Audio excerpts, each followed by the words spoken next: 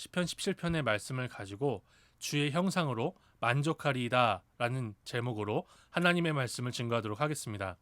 우리는 시편 17편을 살펴볼 때 하나님의 형상이라는 관점을 가지고 살펴보게 될 건데요.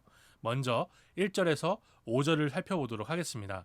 하나님의 형상, 눈, 귀, 입술이라는 것을 생각하시면서 한번 살펴볼게요. 제가 먼저 읽어보겠습니다. 여호와여, 의의 호소를 들으소서. 나의 울부짖음에 주의하소서. 거짓되지 아니한 입술에서 나오는 기도에 귀를 기울이소서. 주께서 나를 판단하시며 주의 눈으로 공평함을 살피소서. 주께서 내 마음을 시험하시고 밤에 내게 오시어 나를 감찰하셨으나 흠을 찾지 못하셨사오니 내가 결심하고 입으로 범죄하지 아니하리이다. 사람의 행사로 논하면 나는 주의 입술의 말씀을 따라 스스로 삼가서 포악한 자의 길을 가지 아니하였사오며 나의 걸음이 주의 길을 굳게 지키고 실족하지 아니하였나이다.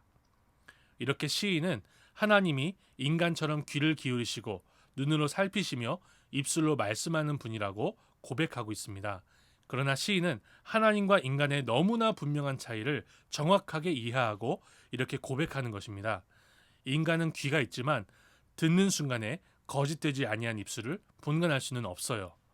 하지만 시인이 고백하는 하나님의 귀는 그것을 분별하신다는 것이죠. 10길 물속은 알아도 한 길 사람 속은 알 수 없다라는 속담이 있지 않습니까? 인간의 눈은 마음을 볼 수가 없어요. 사람의 마음을 볼 수가 없는 것입니다. 하지만 하나님의 눈은 그 마음을 시험하기까지 보실 수 있는 분이십니다. 인간은 이러한 하나님 앞에서 자신의 입으로 범죄하지 않도록 결심할 뿐이지요. 그러나 하나님의 입술에서 나오는 말씀은 의인이 걸어야 할 길이 된다라는 것을 우리가 살펴볼 수가 있습니다. 이렇게 시인은 하나님의 귀와 눈 그리고 입술의 순서로 하나님의 얼굴을 천천히 묵상하게 합니다.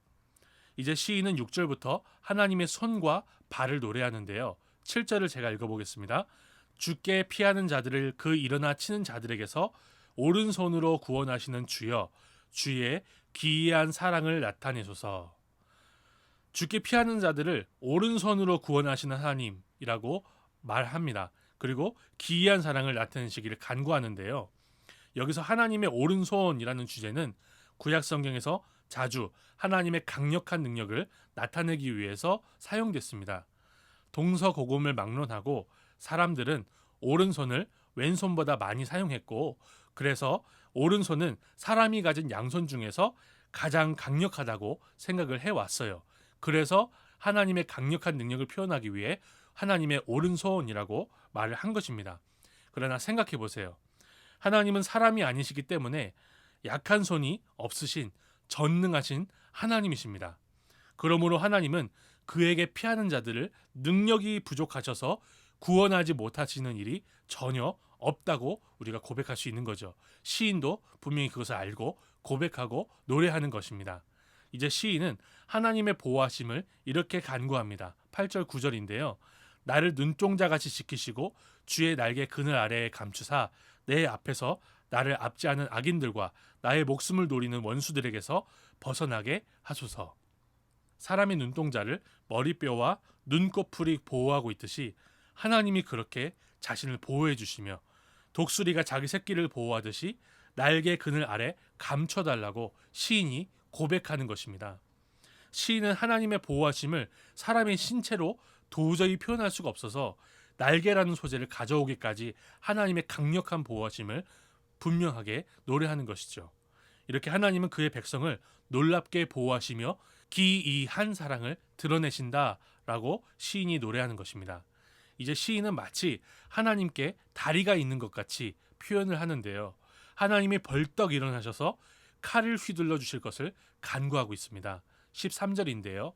여호와여 일어나 그를 대항하여 넘어뜨리시고 주의 칼로 악인에게서 나의 영혼을 구원하소서. 이렇게 시편 17편은 하나님의 귀와 눈과 입술과 오른손과 다리를 차례대로 묵상하게 합니다. 마치 하나님을 우리 몸처럼 머리끝부터 발끝까지 묵상하게 하는 것입니다. 그리고 시인은 그 하나님이 머리 끝부터 발끝까지 우리를 위해 일하실 것을 너무나 분명하게 확신하고 있는 것입니다. 사실 하나님은 감히 인간과 같은 형상을 가지고 있다고 말할 수는 없어요. 시인은 하나님이 그의 백성을 위해서 머리끝에서 발끝까지 다 사용하셔서 그의 기이한 사랑을 다 드러내는 분이라고 고백할 뿐이지요.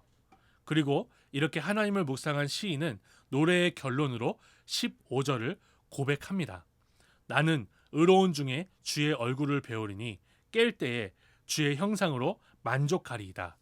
이렇게 시인은 장님이 코끼리를 만지듯이 하나님의 귀와 눈과 입술 그리고 오른손과 다리를 묵상하다가 의로운 중에 하나님의 얼굴을 뵐 것을 생각하니 가슴이 벅차서 주의 형상으로 만족하리이다 라고 고백하는 것입니다. 외치는 것입니다.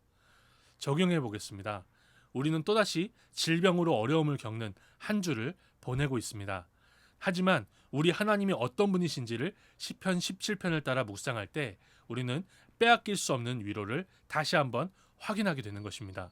시인의 고백처럼 하나님이 그의 머리 끝부터 발끝까지 우리를 위한 사랑을 나타낼 것이 분명하기 때문입니다. 그리고 그 외아들 예수 그리스도께서 십자가 위에서 물과 피를 다 쏟으심으로 하나님의 기이한 사랑을 분명히 드러내시지 않았습니까? 그러므로 우리는 시편 17편의 결론을 따라 고백할 수 있습니다.